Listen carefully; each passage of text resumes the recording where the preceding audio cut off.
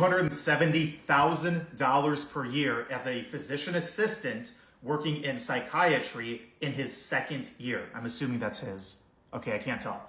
But in their second year of practice, guys, that is amazing. I'm not going to say it's unheard of, but I'm going to say it's amazing.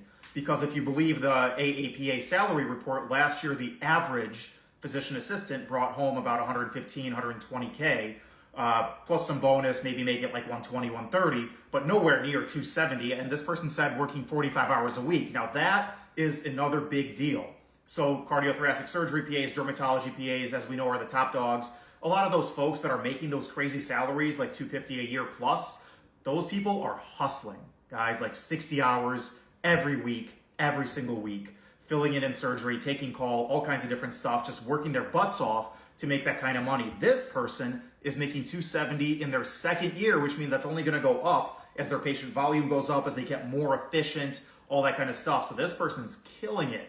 Man, I'm jealous.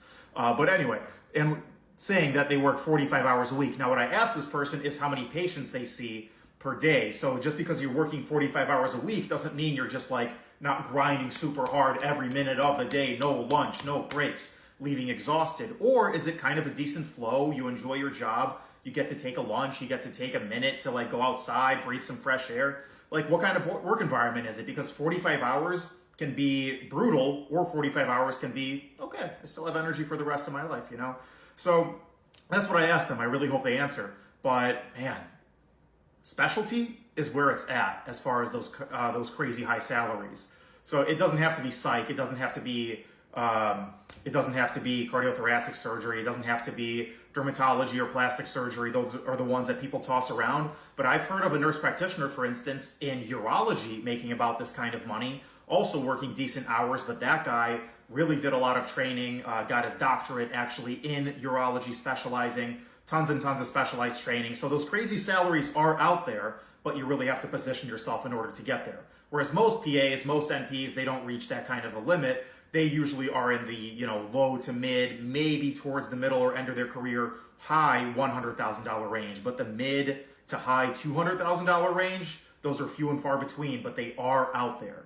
So for instance, me in urgent care, I'm not going to tell you exactly how much I make, but it's definitely above average, but it's nowhere near what this person is making, which makes me think, I don't know, how long am I going to work in urgent care? Because you are really working your butt off. Your nose is to the grindstone most of the time that you're there. There's always something for you to do. Now, it's very exciting. I get to see a lot of very, very big range of presentations, which to me is super exciting, and I get to really feel like I'm practicing at the top of my license. So even if I'm not making as much money as somebody like this, to me right now, at least early in my career, I feel like I want to see everything. I want to be able to help, not every, but every kind of presentation, just a wide variety of things. So for me, early in my career, that's important. I really want that experience. Maybe a couple years down the line, a few years down the line, I might say, okay, I really want to make more money. I really want less stress in my life, less liability and that kind of thing. And maybe I'd switch gears at that time.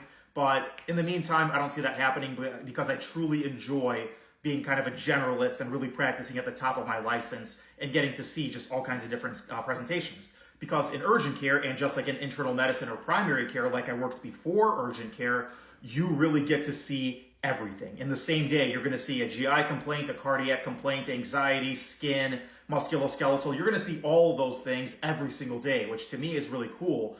Perfect example. And like not even exactly just because I want to do all that at work, which I do, but because I want to have the knowledge to be able to help people with all those things. Perfect example. This morning, I was waiting for the jiu-jitsu gym to open that I was training at. And one of the instructors, her daughter was there. I think it's her daughter.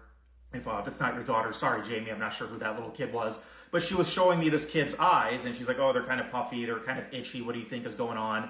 And we talked about it, and had I been practicing in psych like this person for my entire career, I would not have known that. Or there's much less of a chance that I would have known that, and there's much even less of a chance that I'd have known exactly right off the bat, exactly what I thought it was, exactly what to do first, treatment-wise. If this doesn't work, try this. If that doesn't work, try that. Like, I wouldn't have had that experience to just boom, boom, boom, know exactly what is going on and what I would recommend. And, to me, that's really cool. I really like to know a broad range of medicine before I kind of pigeonhole myself into specialty, even if lifestyle and salary and all that good stuff is better in specialty. So just my 2 cents, how much money do you really need? Yeah, of course, more is better.